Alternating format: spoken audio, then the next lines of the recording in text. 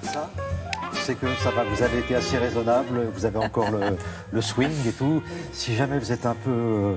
ça, oh là là, là on va parler de détox. C'est certainement un des mots les plus employés depuis quelques mois, Brigitte Fanny-Cohen. Oui, et surtout après les fêtes. La détox après les fêtes. Alors, est-ce que tout ça est vraiment utile pour l'organisme et en particulier pour le foie, cette fameuse détox ? Alors, ce qu'il faut savoir, c'est qu'à l'origine, on parle de détoxication. C'est un processus par lequel l'organisme inactive des substances toxiques qui sont apportées soit par l'alimentation, par la pollution, des substances toxiques aussi que l'organisme peut fabriquer lui-même. Et depuis, alors le mot détox est apparu. Il est utilisé, il faut bien le dire, un peu à tort et à travers, utilisé beaucoup par le marketing. On trouve en supermarché, en parapharmacie, on trouve par exemple des compléments alimentaires, des ampoules à base de radis noirs, d'artichauts, de queue de cerise, des tisanes détox, des jus de fruits ou de légumes avec la mention détox.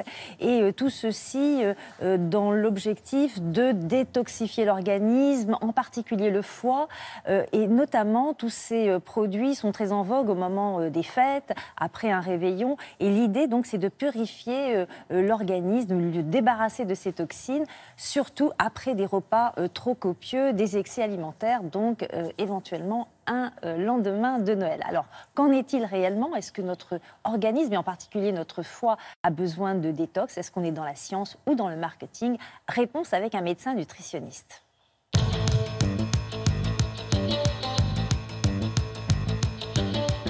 Plutôt faux.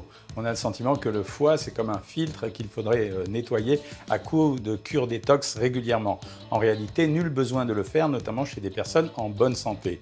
Le foie ne stocke pas des toxines, c'est une usine d'épuration qui sert à transformer les différentes substances que nous avons ingérées, comme l'alcool, les substances chimiques ou toute substance polluante, puis ensuite à les transformer afin de les éliminer.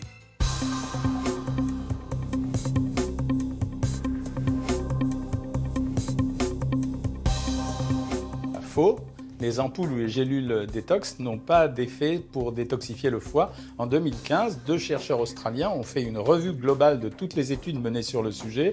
Ils ont découvert que ces études n'étaient pas valables, surtout parce qu'elles avaient été faites sur des souris. Les rares études qui avaient été faites chez l'homme n'ont été faites qu'avec des questionnaires et sans analyse biologique. Donc, en conclusion, ces produits n'ont pas d'effet pour détoxifier le foie.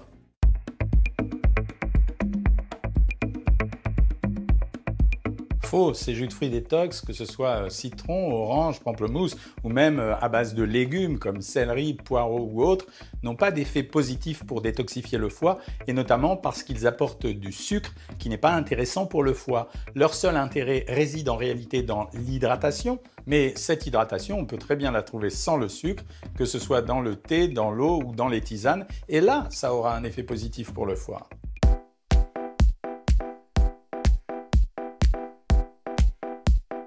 Faux, ces aliments naturels comme le citron, le chou, le radis noir ou l'artichaut n'ont aucun effet pour détoxifier le foie. D'ailleurs, l'Agence européenne de sécurité alimentaire a démontré que ces aliments ne pouvaient pas justifier d'une allégation nutritionnelle détox. Ceci étant, ce sont de bons aliments qui sont intéressants pour les apports en eau, en vitamines et en fibres, donc on peut les consommer.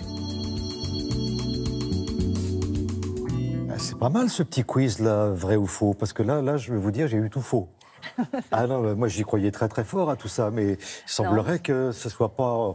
On peut le faire, voilà, bien en sûr, gros on peut le faire, mais ce n'est pas forcément utile. C'est-à-dire que une bonne détox après un réveillon, c'est finalement l'hygiène de vie. Qu'est-ce qu'il faut faire si on a un petit peu abusé, si on a fait des excès alimentaires, des excès d'alcool? Eh bien, au lendemain d'un repas de fête, il faut d'abord bien s'hydrater, entre 1,5 litre et 2 litres par jour, avec de l'eau, bien sûr, pas d'alcool, de l'eau, des tisanes, du bouillon, des potages, privilégier des viandes blanches et des poissons maigres qu'on va cuire à la vapeur, des légumes, des fibres cuisinées sans matière grasse, et tout ceci va permettre déjà de faire des repas plus équilibrés, parce qu'il faut revenir à des quantité raisonnable, il faut revenir à une nourriture équilibrée et surtout, il ne faut pas oublier de bouger parce que contrairement à ce qu'on peut imaginer, la digestion se fait mieux quand on est debout et actif, hein, pas forcément allongé et passif. Donc ça veut dire avoir une activité physique, ne serait-ce que 30 minutes de marche active va permettre de favoriser le transit intestinal et de retrouver aussi la forme parce que quand on fait cette activité physique au moins 30 minutes, voire un petit peu plus, eh bien on va commencer à fabriquer un peu plus d'hormones du bien-être, on va se sentir mieux, on va avoir moins envie de manger, moins de compulsions alimentaires, voilà, et tout ceci va permettre de retrouver un petit peu la forme après les agapes des réveillons. Voilà, on vous a tout dit ou presque. On vous en reparlera certainement dans quelques jours. Parce que ça n'est pas terminé. Merci beaucoup, Brigitte.